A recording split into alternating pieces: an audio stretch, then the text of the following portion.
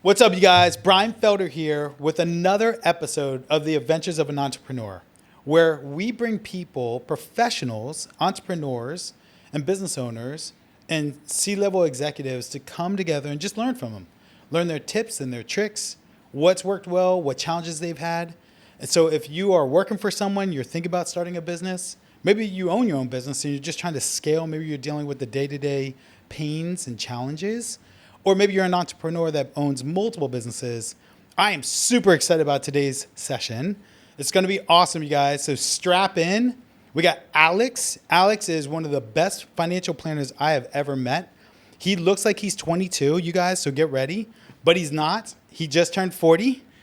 Very true. Yeah. Very Just true. 40. Milestone birthday. Yeah. He does imitations and he does autographs as Tom Cruise. Who else? Well, you did mention Tom Selleck. I don't have the mustache though, so I don't know if I could pass for that anymore. But, Which is awesome. yeah. Alex, thank you so much for being here. Thanks for having me.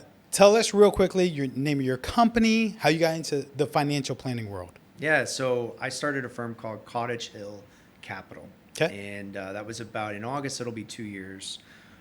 Prior to that, I was at a larger wirehouse, a big firm, big financial firm for almost 8 years.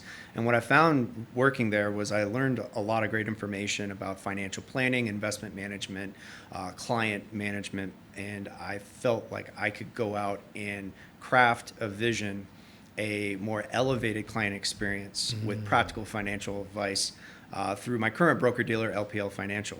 Okay. And so, like I said, that was about 2 years ago, and I absolutely made the best move for myself, for my clients.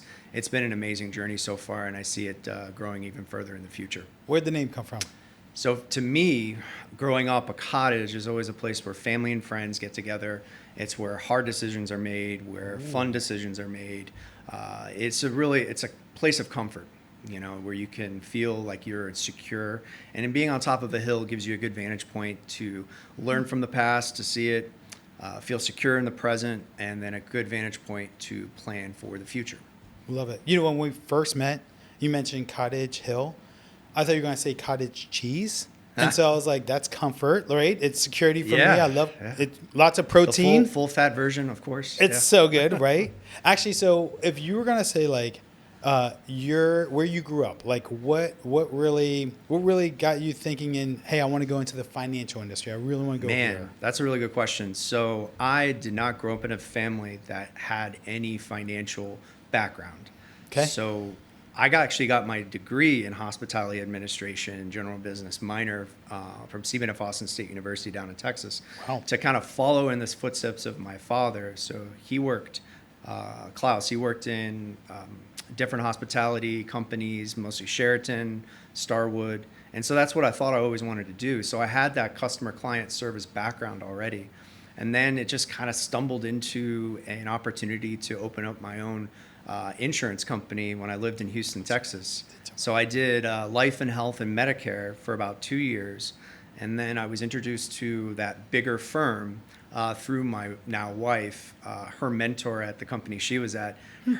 It's kind of a convoluted story, but his son-in-law was hiring for entry-level investment management associates. Okay. So I jumped at the chance to, kind of go to that next step from insurance to investment management, and I haven't looked back since. So like I said, I was 8 years there at that larger firm, and now 2 on my own, and couldn't be happier. What do you think people struggle with? It's really cool to hear your background. So hospitality is all about customer service. Yeah. And you are one of the best at service, like responsiveness, professionalism, service. Like, Well, thank you. hats off to you. Like, honestly, if I had a blue jacket, I'd be wearing it right now because I'd mirror a lot of the things that you're doing, which is really cool. Yeah.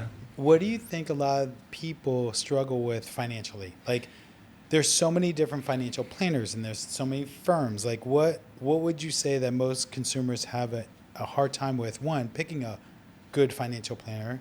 But two, what do consumers struggle with a little bit? Education. Ooh. I think that's the biggest thing that I've found through the time that I've been in the industry is that there's so much information and there's so much jargon that it can get lost and feel overwhelming. So what I've tried to do, what I've stated earlier, is create that elevated client experience, which I'm glad that it rubbed off on you and you've already noticed it. For sure. but lead with education. So provide the information that people need to make the most informed decisions about their financial lives. Because next to your own personal health, your financial health is a very close second. And, making those decisions can be very either costly if they're done wrong, or they could vastly improve your life beyond, your comprehension without, really knowing all the details about your life, though it's hard to get the right information. So for me, I feel like having that education introduction is the biggest thing that somebody should be looking for when you're looking to work with a professional, if they lead with education. Well, and I think that's really important as us entrepreneurs, or you launch your own business. A lot of the times we want to sell our product or we want to sell our service, right? And it's all about sell, bring in income, take care of our own families, which is super important for sure. I think what's really important is a lot of people do not. A lot of business owners don't lead with education. A lot of people don't take that consultative approach. And I think that's something that's really made you different. When I sat down with you, you really dug in. You were like, hey, Bryan, what's going on? And I was like, hey, it'd be really cool if I have my twin girls do this or that. And you were like, oh, Bryan, you know what? Have you ever thought about this? Or have you done this?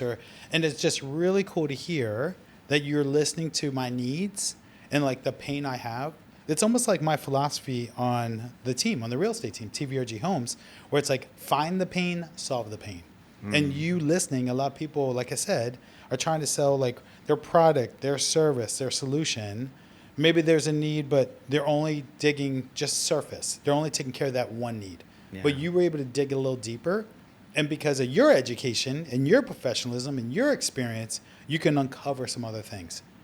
I agree totally. I think that when you lead with trying to sell a product or a service, inherently you're going to probably turn away a lot of business. And, you'll find the immediate need people yes, they need that product or service immediately. So it makes a lot of sense to be structured in that way. But at least for what I do, people that are transactional, that just want to be in it for the short duration, it's going to be very difficult to operate like that moving forward, at least in the financial planning world. Yes. As AI gets even more robust. The reason why I've decided to focus on the client experience for Cottage Hill Capital is because that is a lever I can pull and I can control. Now, I can't control the markets. I can't control how interest rates affect you on a day-to-day basis for lending or anything like that, right? But what I can do is be the responsive person to try to do my best to bring all of the relevant information to you first, and then you, along with me, we make the most informed decision for the thing that we're trying to solve for, either long-term or short-term. And so, that's the only way people are going to stick in this business, in my opinion. And again, it's my humble opinion, but if you don't lead with the client engagement and client service model, it's the days of hanging your hat on being the best investment picker or best portfolio creator are closing in on you, and it's not going to be pretty. So it's true. Actually, so if you're going to say you talk a lot about your client experience and what that looks like, give us something that is unique or something that you do differently or something that makes you who you are. Yeah, so I think you've kind of hit the nail on the head of just actively sitting and listening and going through the actual formal financial planning discussion. Yeah. Even before we actually get to the software. Yeah. I'm going to sit here and learn as much about you and your family as you're willing to share. And it's a two-way street too, right? So I think where my practice resonates is where people are to that point in their financial lives where they've self-identified that they need some help. They need help planning. They're done doing the Excel sheets on their own, and they need some formalized process in order to actually uncover those needs and help solve for specific yield that you need to achieve those goals. That's where I come in. And that plan, how I've set up the actual firm, is you can look at that plan 24/7, 365 on our website, www.cottagehillcapital.com. Nice plug. Look at that. Yeah. Throwing the plug there. Yeah. It's very impressive. And also the engagement with the next generation, I think, is a little bit different for me. So family wealth planning is another facet of the financial planning discussion that not a lot of other advisors will approach. Yeah. Because it's messy. And sometimes, not saying every family's messy, but every family has their things, right? You know? Sure. So when you start looking outside of just that general person, either matriarch or patriarch of the family, and you start asking questions about the next generation in line, who's going to be inheriting what, and, you know, really getting kind of into that next rung of the family tree, it can be tough. It could be uncomfortable. But that's that client service model that I'm choosing to do, wants to engage in that full on, because yes, it may not be the biggest driver of revenue immediately, but it gives the people that do have the larger accounts peace of mind that their family that, you know, they care about, that they want to make sure that is, you know, secure for the next generation, Yeah. is actively having those discussions with a professional and has access to a professional. And so it's a whole family wealth planning practice that I think I'm a little bit different than other people. And I know everyone says that they do this stuff, but I'm actively in the trenches having these tough conversations that may be tough, but sometimes they're not. You know, sometimes they're very pleasant, but Yeah. Well, I yeah. think that holistic approach is you've uncovered not just serving the client, but then looking through like each generation down the line, like how are you protecting yourself, but then how are you protecting your kids' kids? What does that look? With generational, I can't even say that word, generational wealth? Generational wealth transfer is a huge thing, Bryan. Huge. Like it is something that's going to sneak up on people. And yes, you might have your trust and estate like planned, and it may be 10 years old, but utilizing Cottage Hill Capital as a way to quarterback these discussions with trust and estate attorneys, with people that we've used in the past with our current clients, looking at, you know, accounting, you know, working with your accountant to make So sure important. that all the pieces are working together in unison. That's where that elevated client experience, I think, makes us a little bit different and a little bit more high touch. Who's your ideal client? I You're think going to be my- like, the ideal client from us is... Yeah, ideally, I want to work with somebody that's open with sharing their financial life with me. And I mean, I hate to put a dollar figure on it because it's, you know, it is a case by case basis, but that we do have minimums, which, you know, if I was to chat with someone on an individual basis, I would bring that up. Yeah. Don't really feel that comfortable with sharing because then again, it's, you know, it is a case by case basis, but I think it's somebody that knows that they have goals in mind that they want to achieve Yeah. financially. Retirement is the biggest one that everyone wants to try to solve for. Or it could be shorter term goals like funding for college. It could be folks that want to try to buy that second home or buy their first home. Like, you know, so I think realistically it's a mixed bag of either folks that are near retirement, 5 to 8 years out, Okay. and they really want to start planning and they've got the ideas, but they just can't really formalize it on paper. Yeah. And then the folks that are maybe in their first roles at a you know, a larger firm, or they're, you know, first time they're making six figures, they've maxed out their 401ks. What are their next steps in order to start saving for the future? Those are the type of people that I don't mind having conversations with anytime. Like What- there's And it's interesting, Alex, because and that's what I love, running your business, you got to know who your client is. What's your avatar, right? Yeah. Like you have two avatars or two types of clients. You can work with anyone, really.